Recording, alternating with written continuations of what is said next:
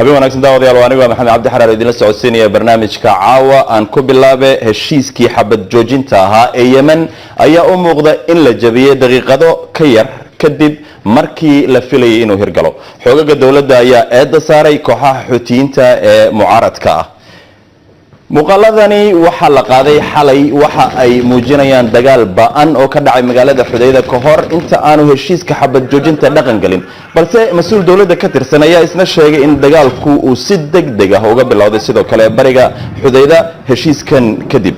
magaalada dekada leh ayaa aad muhiim ugu ah in hay'adaha gargaarku ay raashin iyo dawo gaarsiiyaan 3 meelood 2 meel dadka Yemen caruur badan ayay macluul daran ay haysaa wariyaha BBC ee magaalada Beirut ayaa sharaxaya waxa la filayay in ay dhacaan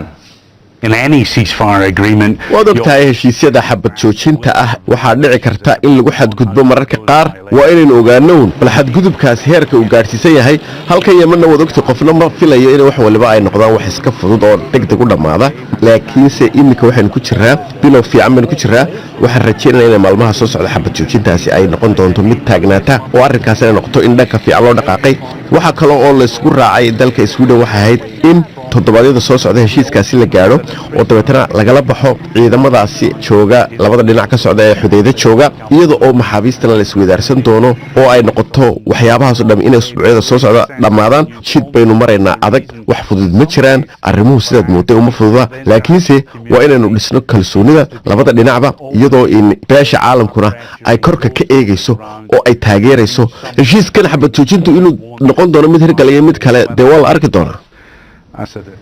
وهاجاك دجالكن أو سعودي كدواد 4 سنة أيا 14 مليون أو دتك رير يمن بضي جاجو سبولنيمو إيهو الآن عرور آد أفرا بدن أيا لإلدرن معلول إيادو لغو هولي هاي سيدي لو دوين لها عايشة أفرح أيا إنوفا فاهنيسا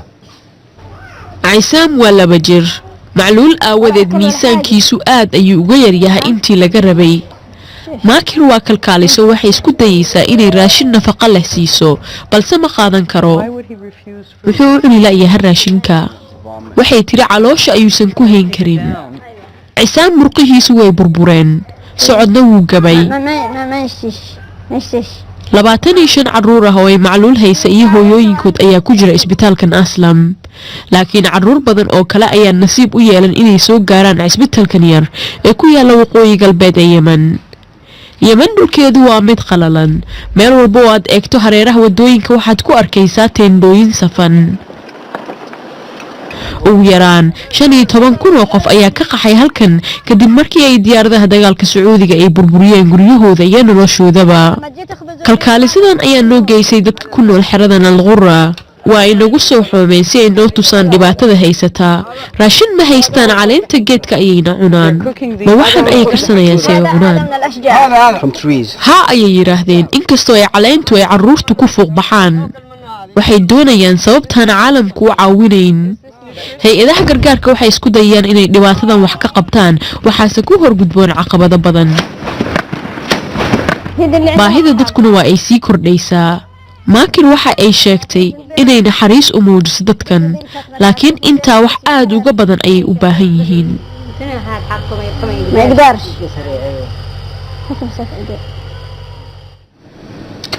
وهاجاك ciidamada Ethiopia ayaa bilaabay in ay ka baxaan dhulka lagu muransan yahay ee xadka ay la leedahay Eritrea kadib markii labada dal ay wada saxiixeen heshiis nabadeed oo lagu dhameynayo muranka 20 sano ka taagnaa xuduudda kaas oo ay ku dhinteen 10,000 oo qof aadan saalimiin ayaa ka waramaya tuuladan oo mar ahayd mid aan cidina xukumin oo la burburiyay ayaa si tartiib ah nolosha ugu soo noqonaysa muddo 20 sano ah wadada aada xadka Eritrea ayaa waxay ahayd mid xiran dagaal sababay in dad badani ay ka cararaan guryahooda iyadoo hubaal la'aanta ka dhalatay khilaafkaasina uu muddo badan jiray Kefle Kebeda gurigiisa ayaa la burburiyay markii uu dagaalku bilowday hadda waxa uu rajaynayaa inuu dib u dhiso guriga oo uu bedelo dukaan uu uga faa'iideysto tirada badan ee ganacsatada Eritreanka ah ee Ethiopia imaanaysa guud ahaan wadada oo dhan waxa ka soconaya dib u dhis goobihii mar ahaan jiray hoteelada ugu waaweyn ee magaalada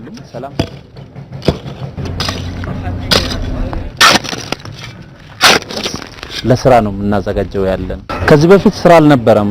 እንቅስቃሴ አልነበረም።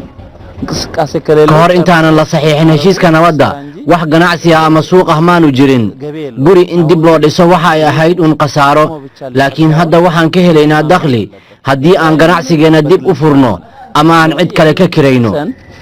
ለስራ ዝግጁ እንድናረጋቸው ነው ስራ ላይ ያለን። milkiilayaashuna waxa ay sheegeen markii ay dhameeyaan inay jiri doonto meel dhulka hoostiisa ah oo lagu caweeyo. malaha taasi waxay calaamad u tahay farxadda waqtiga.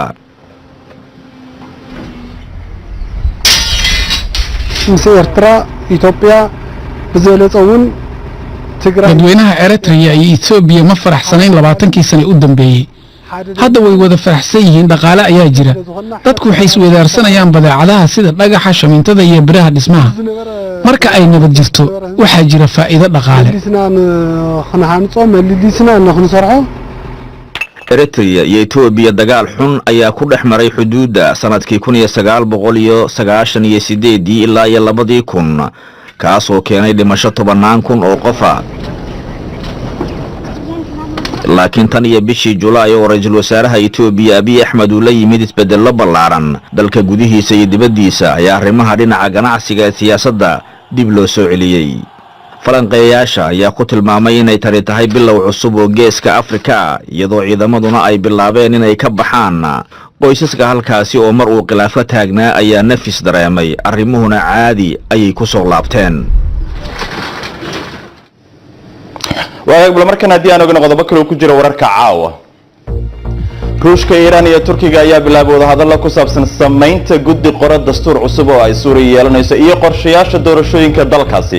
kulanka oo ay qabanqaabisay qaramada midoobay kana dhacaya magaalada Geneva ayaa lagu rajaynayaa in uu gacan ka geysan doono dib u soo noolaynta geedi socodka nabadda Suuriya.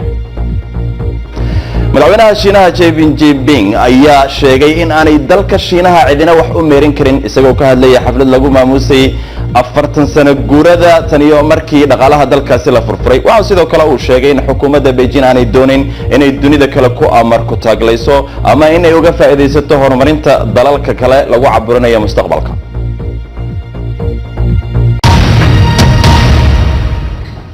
maalinta axadda ah ee soo socota dalka DRC Congo waxaa loo dareerayaa doorashooyin la filayo inay noqdaan kuwii ugu horeeyay ee dalka ka dhaca oo si nabadana xukunka la isugu wareejiyo. 17 sano ayuu Joseph Kabila xukunka haystay. Cabdiraxmaan Bidaan Xaaji Daahir ayaa inoo haya. 1 kiiloomitir ayay badda u jiraan. magaalada ugu dhowina waxa weeye 4 saacadood oo gaari lagu safrayo. dadka halkan jooga wax badan noloshooda iskamay bedelin. tuuladan Biyonga iyo ugaarsatada bijimiska ah ayaa iskaga jira hawlahoodii ay ayaanka iyo nasiibka ku raadsan jireen. waxay baadi goobayaanna waa duurjoog iyo dhir wixii anfacaba. godadka xayawaanka ku jiraan ayay juqaalaan, dabeetana qiiq ayay ku shidaan si ay u soo baxaan. qarni ka hor dalkan waxaa mustacmarad shakhsi ah isaga lahaa boqorkii Belgiumka. dabeetana keynta ayuu ka helay dheecaanka qaaliga ah ee rabarka laga sameeyo. dareerahan cad ee laga helo kaymaha ayaa taayirada laga samayn karaa. dadka bijimiska ah ayaana soo ururin jiray. tangu ilitaka Bangkok bakiso waxa ay awooyaasheen soo mareen waa wax aanan loo dulqaadan karin. waxaa had iyo jeer lagu khasbayay in ay shaqeeyaan iyagoo aanan lacagna ka qaadanayn. kuwa aan rabar badan keeninna gacanta ayaa laga jari jiray. ugu yaraan 10 milyan oo qof ayaa ku dhintay markii uu xukunka hayay boqor Leopold intii aanu dawladda Belgiumka ku wareejin Congo. markii xorriyadda la qaatay 1960kii waa la kala aargoostay. caddaan badanna waddanka way ka baxeen, laakiin dadka caadiga ah noloshooda waxba iskamay bedelin. meeshan cabsida u eg ayaaba ahaan jirtay guri uu lahaa ninkii xukumi jiray Congo in ka badan 30 sannadood. waa madaxweyne Mobutu Sese Seko. Was it like very beautiful? I was the palace was very waa inan ka mid ah hablihii Mobutu. many rituals when we go because I told you it's at the end. dhanka bidix albaabka waxaa ku dhagan mid ka mid ah Picasso farshaxankiisa. markii xorriyadda la qaatay Mobutu wuxuu khaarajiyay ra'iisul wasaarihii ugu horeeyay Congo Patrice Lumumba kadibna waxa uu isu rogay sidii caadada u ahayd kalitaliyayaasha afrika iyadoo dadkiisa ay fakhriyeen isna uu taajiray laakiin 1997kii ayaa duulaan iyo afgembi la isugu daray dabeetana Mabuto dalka laga saaray halkaasi oo uu dibadda ku dhintay waa markii boobka iyo bililqadu bilowdeen halkan Gontolet markii kalidii taliyihii dhacayna dalkii waxa uu galay xaalad ah inuu gudihiisa ka dagaalamo dhibaatada Congo ee hadda taagan ayaa waxay xiriir la leedahay raadkii gumaysiga iyo maamuladii faashilka ahaa ee halkan isaga dambeeyay wagaag wali waxa inoo soo socdo waad qaybaha dambe ee barnaamijka ku daawan doontaan boqolaal ciidamo ajaanib ah oo la dagaalamaya burcadbadeeda ayaa ku sugan xeebaha Soomaaliya nin Soomaali ah oo lagu magacaabo Maxamed Cabdi loona yaqaano Max oo kamid ah ciidamadaasi ayaanu waraysi gaar ah la yeelanay qaybta dambe ayaad ku daawan doontaan qadar yar nasasha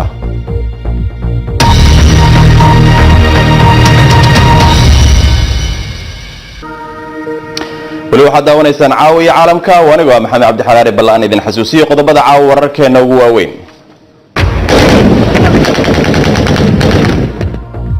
heshiis xabad joojina oo ay qaramada midoobay garwadeen ka ahayd ayaa u muuqda mid dhicisoobiya dagaalo cusub ayaa lagu soo warramayaa inay dib uga soo cusboonaadeen magaalada Xudayda ee dalka Yemen waa cusub ayaa u bariyay geeska Afrika magaalooyin ayaa dhismaya iyadoo ay ciidamada Ethiopia ka baxayaan xuduudda Eritrea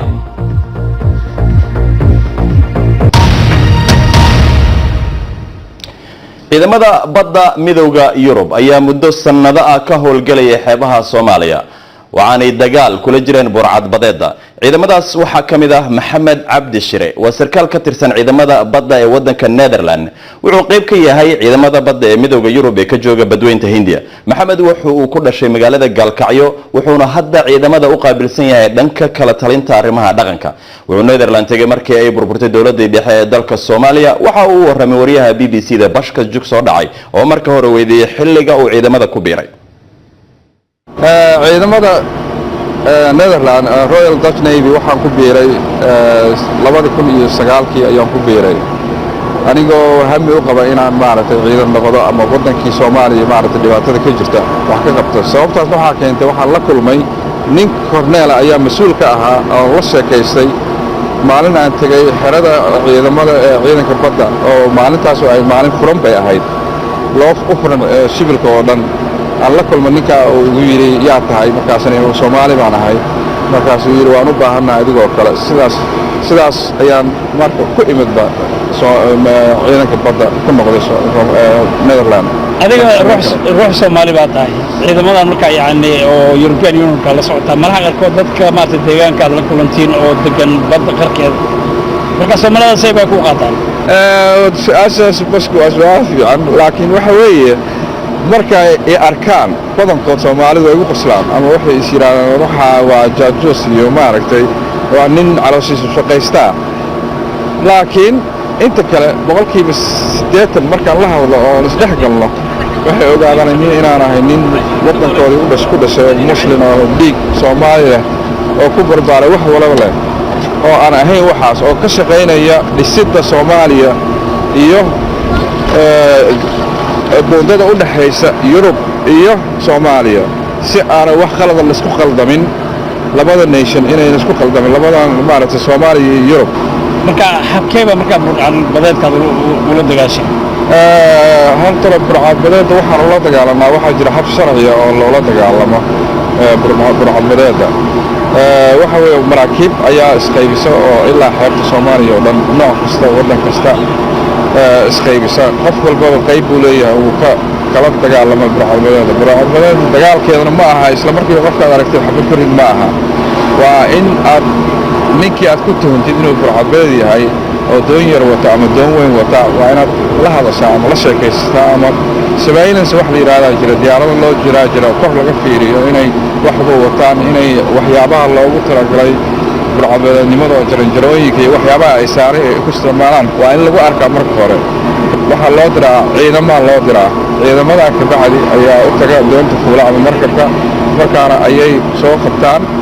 lama yiraahdo ninkana waa burcad ilaa la cadeeyo inuu burcad yahay waa suspect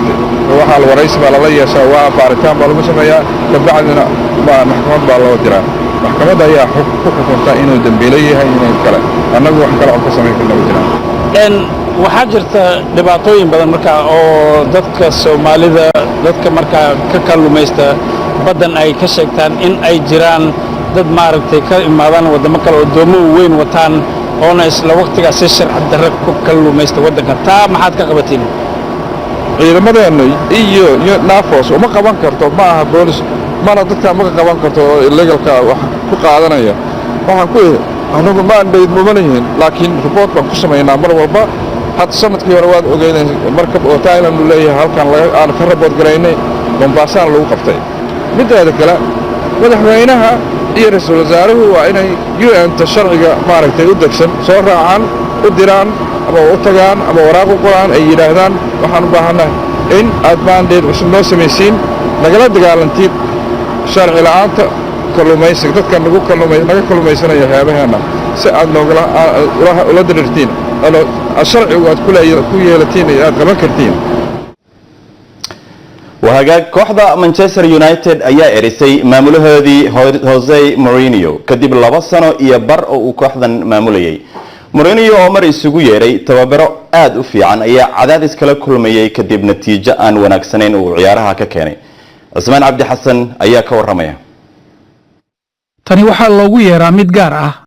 waxa ay ku saabsan tahay qof shaqo laga eriyey waa Jose Mourinho oo saaka imaanayay garoonka ay Manchester United ku tababartaan wax yar ka hor markii ay naadiga ku dhawaaqeen in uu degdeg u tagayo waa dhamaadka bilo ay taagnaayeen xiisad iyo jahawareer wax yar ayuu ka ogaa in tani ay ahayd ciyaartiisii u dambeysay guuldaradii 3-1 halka ay kala kulmeen Liverpool axadii ayaa meel hoose geysay Man United waa bilowgii ugu xumaa 28 sano 19 dhibcood ayay ka hooseeyaan kooxaha hoggaanka haya waxay ahayd go'aankii ugu dambeeyay guddiga naadiga ee la socday waa dhamaadka muddadii jahawareerka ee maamulihii hore iyo taageerayaasha waxaan la yaabay waxa weyn habdhaqankiisa mar kastaba waa dhan buu wuxuu xaglinaya ciyaartooygiisii buu si badheedha oo la wada arkayo u dhaleecaynaya markaad aragto waxaasoo kale waxaad ogaanaysaa inaan meesha waxba jirin waa uun degdeg weerar ma aha rabitaanna ma jiro inuu ka xun yahay ayuu u muuqdaa koob ma qaadayno nasiib ayaan leenahay haddaan 4 sare ka mid noqonno hadda aan iska ilowno xilli ciyaareedkan haddaba xageebay wax ka qaldameen ugu horreyn Mourinho guul ayuu gaaray wuxuu qaaday koobabka EPL iyo Europa League balse xagaagii ayay dhibaatadu korodhay wuxuu ku qanci waayay in aan la qaadan ciyaartoy cusub waxa kaloo jiray in xidigiisa Paul Pogba uusan marar badan safan uu fadhiyay saakay Pogba wuxuu qoray fariintan sida muuqata jacayl nagama dhaxayn waa mid ka fog guushii Mourinho ee Chelsea halkaasi uu sumcad kaga tagay United waxay doonaysay inay dib u hesho maalmihii sharafta lahaa 5 sano ilaa markii Ferguson ka tagay waxaa soo maray dhowr maamule David Moyes ayaa ugu horeeyay Van Gaal ayaa isku dayay wuuna guuldaraystay hadda waxaa ku soo biiray Mourinho eriyadiisa naadigu waxay ugu kacaysaa in ka badan 22 milyan oo dollar United iyo maamulahoodii hore waa guuldarro qiimo weyn ugu fadhisa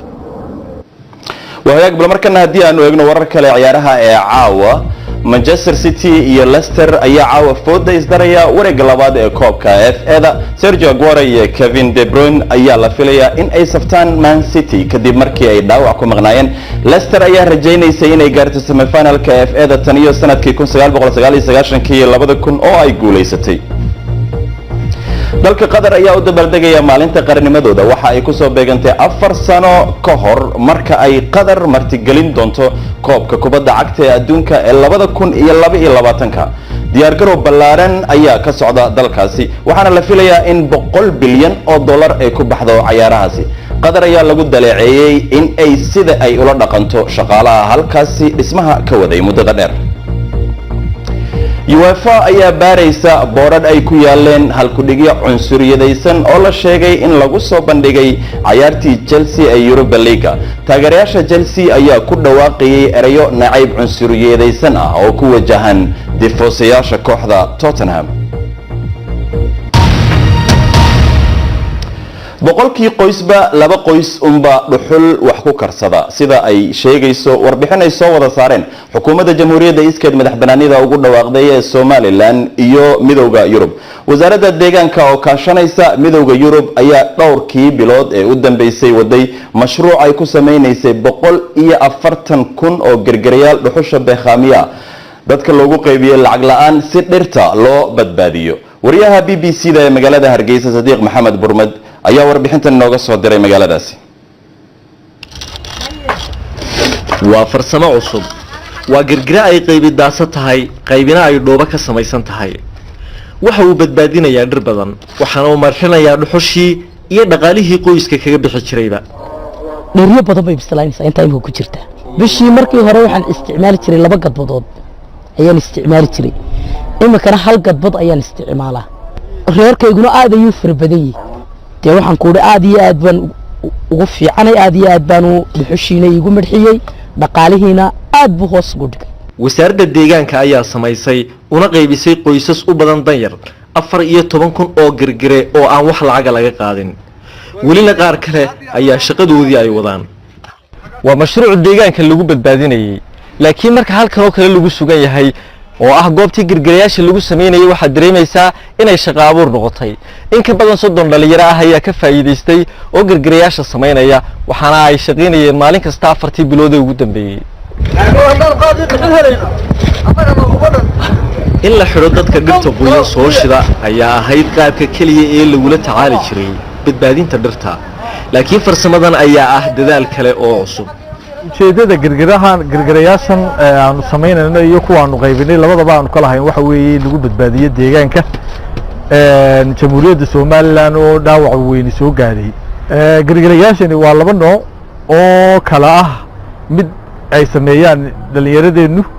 iyo mid dibadda laga keeno waxaanay kaga duwayay waxay beeqaaminayaan dhuxusha marka haddii reerku 10 geed oo qoyan wax ku karsan jiray maanta ugu yaraan 5 ama 4 baanu badbaadin waxa warwar badan laga qabay saameynta deegaan ee ay keento dhuxusha la isticmaalo maalin kastana waxa magaalada Hargeysa soo gala baabuur raran oo sida dhuxusha oo ah dhir la soo gubay wasaaradda deegaanku laakiin waxay rajeynaysaa in tallaabadani ay wax badan ka tari doonto Sadiiq Maxamed Burmad BBC Hargeysa وهيك انت ايام كسو غبغبينيا برنامجka caawiya caalamka waad ku mahadsantiin daawashadeena inta aan mar kale dib u kulmi doono waxaan idin kaga tageynaa sidaas iyo nabadgelyo habeen wanaagsan